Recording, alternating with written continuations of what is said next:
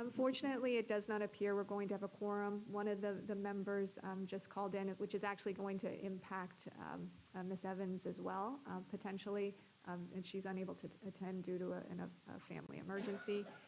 So our next scheduled meeting is on November 17th. Today we were just going to present the final IROC report for FY23. One item that I did want to highlight is that since we did have, and this is just for informational purposes, but since we did have such a significant increase in our property values in 2023, and we're expected to have a hefty increase again in 2024, we don't anticipate having that going forward. We do have money in the referendum that we didn't spend. So it's about $25 million in one-time funds. So I've set that money aside, or we've set that money aside into a reserve to help with the charter school lawsuit that's outstanding. So it is retroactive. The charter schools did win the second portion of the lawsuit that was pending, which was the retroactive piece, so the first 2 years. So we're going to start on negotiations, and so I've set aside $25 million, which is only a portion of what they would be entitled to.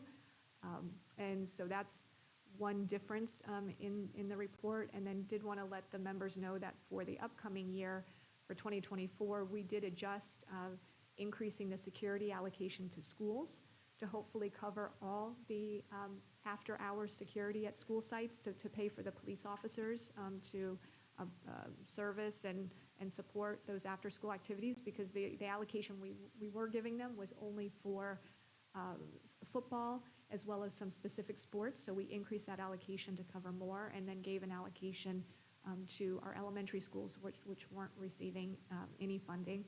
And then we also increased the allocation for instrument repairs, because we used our ESSER funds to purchase musical instruments. So we needed to set aside recurring money for ongoing repairs and purchase of new instruments. And then we also started bargaining with our CTA union on Wednesday. We had our second meeting with them yesterday, and we did offer a package of a blended 7% increase with a 3% bonus from ESSER. And within that 7% increase, it's using but referendum funds, that increase in revenue that we are getting in the property values, to put that into teacher pay. So that was part of the 7% blended package that we presented to CTA. We still haven't settled. We're going to be meeting again the Tuesday after Labor Day. So we did have money left over, but we do have plans to make sure that's fully spent with the upcoming year. And then also just wanted to remind the committee that normally this meeting, the first meeting of the school year, we would be voting on the chair and vice chair. So I was putting that off to the next meeting, which I guess was a good idea because we don't have a quorum anyway.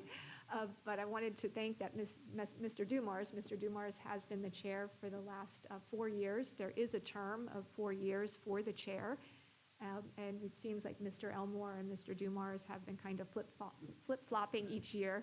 But I just wanted to warn the committee that our next meeting, we will be voting on chair and vice chair. So start thinking on who might want to be the chair.